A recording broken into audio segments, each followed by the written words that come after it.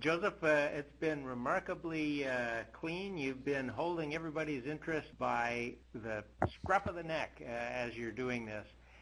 Let me see if I get this right. You've got two ways that you created story maps. The first way is using ArcGIS Online to create the application.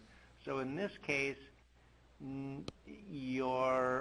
you don't have to store your application off-site. You're storing it on ArcGIS Online, and in this case, you're accessing pictures that are on a publicly accessible website. And in the second case, you have downloaded the template, modified the template, and posted that entire collection of files that come in that template. You posted that collection out on a publicly accessible website along with pictures and things, but not all of those pictures need to be at that specific website. You got it. Correct on all counts. On a photo note, I'd also like to say that on this, some of these pictures I took, some of these pictures are actually from Wikipedia and a couple of other places. I really made a strong attempt to use exclusively Creative Commons or else my own photos. Wherever I got it from, if it was my own, I said it was my own. If it wasn't my own, I said, where did I get it from? So it's my own photo, but then I would indicate where it came from. The other thing I wanted to mention is that I actually, you don't have to do this, but see how all these photos are actually fitting into this little frame on the left side quite nicely? I actually downloaded every one of the photos and resized it and then put it on a a publicly accessible website, okay?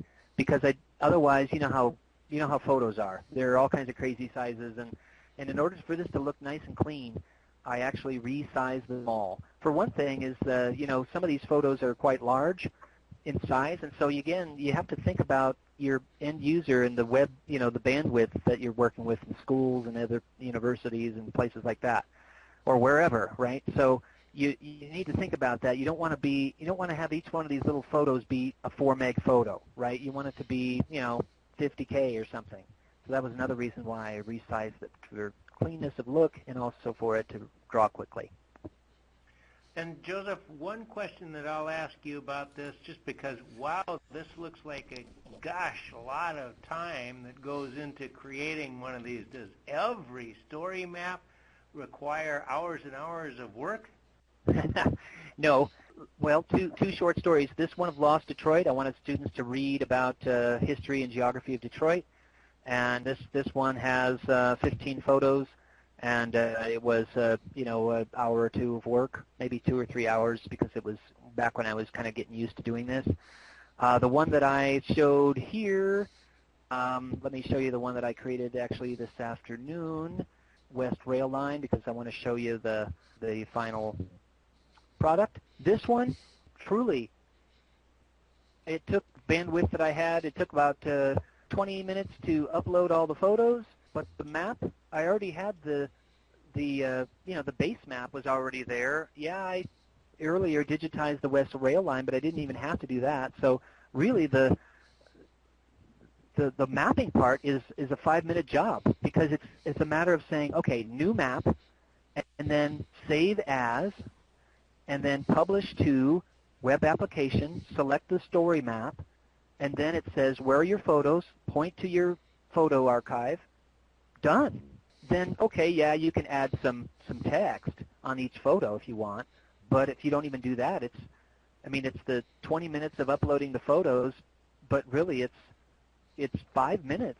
I created a blog in the summer. It was called the 15-minute story map, and I wasn't lying. It really did take me 15 minutes to make that story map of my walk to the San Diego airport. So I guess in response to what you're saying, Charlie, it's kind of like anything in geotechnologies. You can spend a lot of time with any of these tools, and you can spend a little time. It really depends on your instructional goals.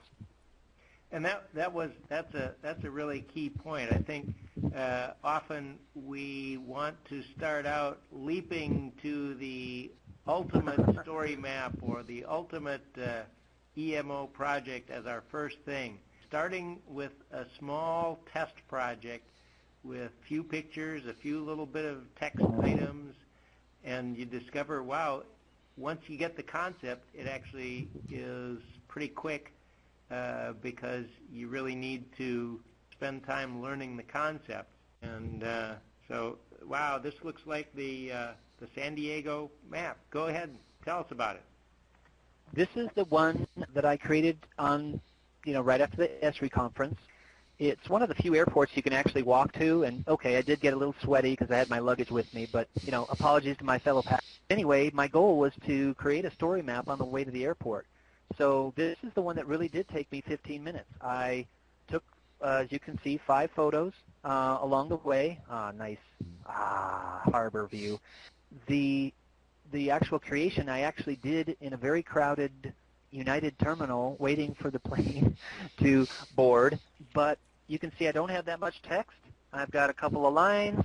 Another thing to point out is what I was indicating earlier. The track for this thing came from a app on my phone, right? It's just a GPX file, and that just came from my phone that I saved as a GPX and started with an ArcGIS Online, blank base map and said, okay, add data from file.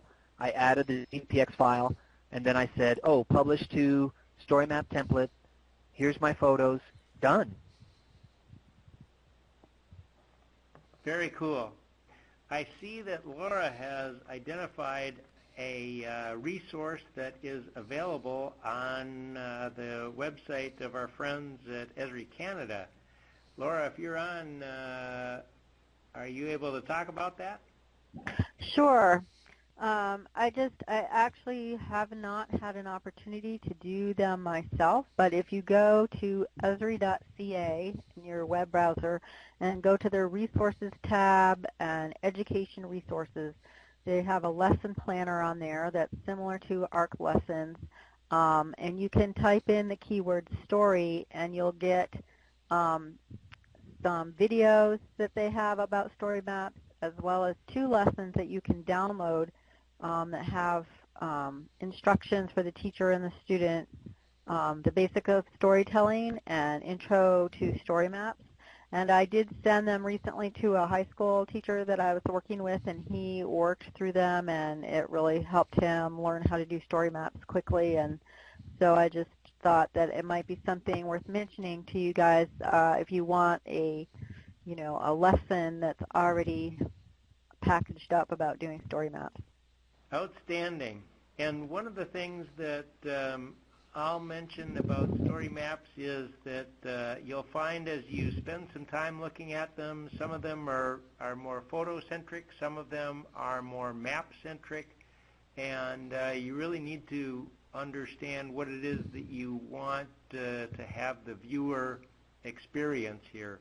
It's really, as often is the case with good mapping activity, you really need to be thinking about the user before you dive into designing it. You want to think what it is that they've got in mind. Joseph, you've got like a really interesting one here.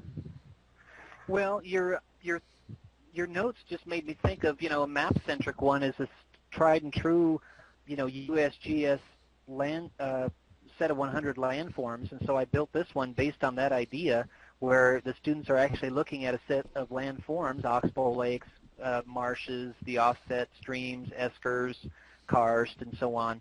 In this case, the adjustment that I did, as you can probably surmise, is that the base map is the USGS base map. It's not one of the standard base maps. So when I talk about what do you need to adjust, this is one line in the index.html document where you're saying what base map do you want, and I just indicated, I want the USGS base because I really want the students to look at all these wonderful depression contours in karst. So this is just another example, like Charlie was saying, of a map-centric one. And by the way, this particular story map it's got 5 questions with each of these landforms that are sitting out on ARC lessons.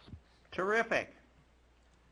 Well, we've had a whirlwind tour of 2 very powerful technologies, the Esri Maps for Office and Story Maps.